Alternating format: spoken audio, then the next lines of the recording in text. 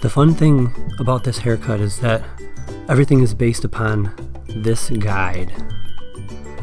And so once I've determined that, I work vertically back to both sides and I pull everything to this vertical stationary guide.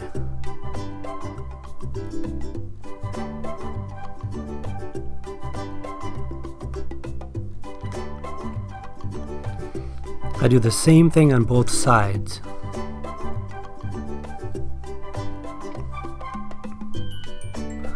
Now I'm going to connect the front by working in small horizontal sections back across the top of her head. And then I will work with her bone structure, like the roundness of her forehead, and I'll kind of, let the hair fall naturally. And then I just kind of pull it over and I connect it into those side pieces.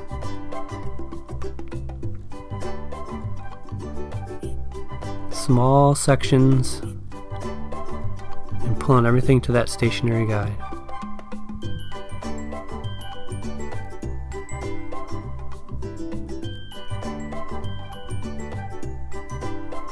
Now I'm over directing this hair a little bit because I know that it works well when they want to part their hair on either side.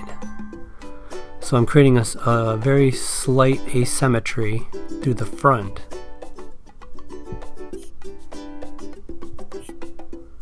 And so when she flips it around, it just kind of creates a cool effect.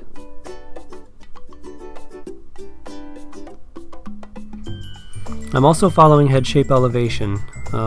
As I work back through these horizontal sections, I'm kind of, elevating the hair, just classic head shape elevation, so I get, like kind of that soft layer through the front. And then I'll go through and just detail my lines.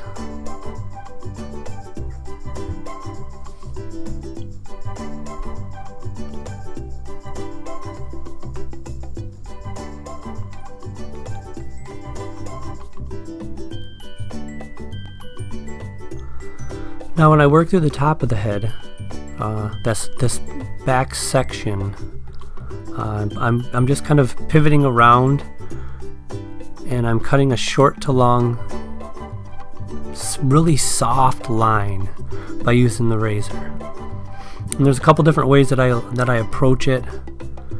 Sometimes I'll come from underneath. Sometimes I'll, pull the hair and over direct it a different way and come from the top.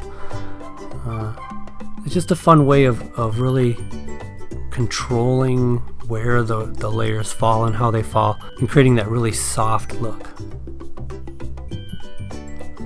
Some can be coming in from the top, some come in from underneath.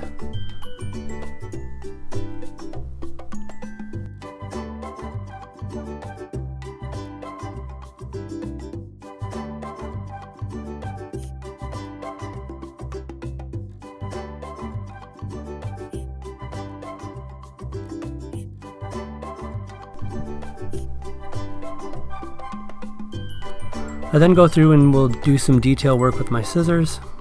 I follow the same lines that I originally did, that I followed for the original part of the haircut. Sometimes my razor will leave some random long hairs, so I always like to go through in detail. Make sure everything is just how I want it, how I visually kind of see it falling. Making sure that it's fitting into her, facial structure right. I had one of my original haircut instructors. He used to say, as you're going around, you're detailing a haircut, and if you see something that you don't like, just go in and get it, and then work that piece. He said, a lot of times you'll end up, chasing. cutting hair and chasing yourself around the head. I've always found it to be a kind of a cool piece of advice. Like, if you see something that's not sitting right, or if you see something just go in and get that. Work that piece out and then go, take a step back and see what you got. So once I got everything done and I'm happy with the overall shape, I know that, if no matter what she does, it's gonna look good if she just gets up and goes. If she puts some effort into it, whatever it takes, it's all gonna look good. It's gonna work well for her overall, facial structure and her head shape and everything, her hair type. All the classic things we have to keep in mind. But I'm gonna apply a little bit of molding cream. Because I like the way that it looks like tomorrow morning when she wakes up. Her hair will look really good. It'll have a lot of volume. It'll be soft, but it'll look like it's supposed to.